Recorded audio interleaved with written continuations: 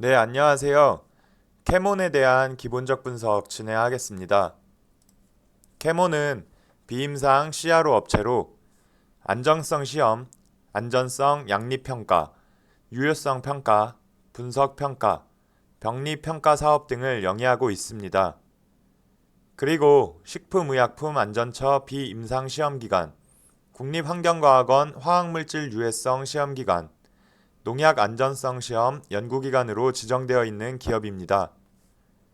캐몬의 시가총액은 1134억 원으로 코스닥 시장에서 487위를 차지하고 있는 중소형주입니다. 캐몬의 재무 한번 살펴보겠습니다. 캐몬은 지난해 매출액 상승과 함께 영업이익과 당기순이익도 흑자로 돌아섰지만 올해 1분기에는 전년 동기 대비 부진한 실적을 기록하면서 들쭉날쭉한 모습을 보이고 있습니다. 국내 제약사들이 신약 개발을 위해 연구개발 비용을 늘리고 있고 화평법 규제까지 강화되면서 즉각적인 수혜를 누릴 것으로 예상됐지만 아직 이렇다 할 성과를 올리지는 못하고 있는 상황입니다. 캐몬은 최근 일본의 수출 규제와 관련해서 시장에 관심을 받고 있는 종목입니다. 지난 7월 17일 정부가 일본의 수출 규제 대응 조치로 전략물자 통제 품목에 한해 0.1톤 이상의 신규 제조 수입 화학물질 등록과 연구개발 화학물질의 등록 면제를 신청하는 행정 절차에 패스트트랙을 적용하기로 하면서 최대 수혜주로 부각이 되었는데요.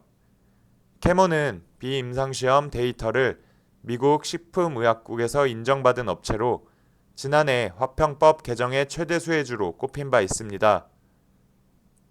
상한가를 기록한 이후 큰 변동성을 보이다가 17일 시초가 부근까지 하락했던 캐몬은 지난 7월 30일 정부가 화학기업의 공장 신증설 등 인허가에 걸리는 시간을 단축하기 위해 관련 태스크포스를 꾸린다는 소식에 다시 반등을 하고 있습니다.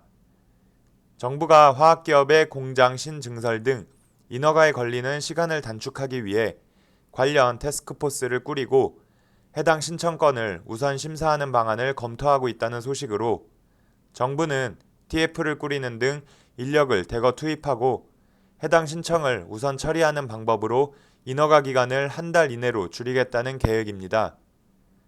연구개발 신규 화학물질 등록 신고 확인 등에 걸리는 시간을 기존 최대 14일에서 하루 이내로 단축한다는 계획도 세웠는데요. 정부 관계자는 30일 부품, 소재, 장비 경쟁력 강화 대책의 일환으로 TF를 꾸려 관련 인허가 신청을 우선 심사하고 R&D용 화학물질 면제 신청 확인 기간을 단축하는 방안을 검토하고 있다며 산업통상자원부, 과학기술정보통신부 등 관련 부처와 협의하고 있다고 말했습니다. 현재 기업이 신규 화학물질을 국산화하기 위해 공장 신증설에 나설 경우 장애 영향평가서 작성, 적합성 평가, 영업허가 신청 등의 절차를 거쳐야 하는데 업계에 따르면 보통 이 같은 절차를 밟는데 최소 수개월이 걸린다고 합니다. 캐몬은 화학물질의 안정성을 평가하는 회사로 정부의 인허가 단축 정책에 따른 수혜를 입을 것으로 기대가 되고 있어 매수세가 몰리는 것으로 풀이됩니다.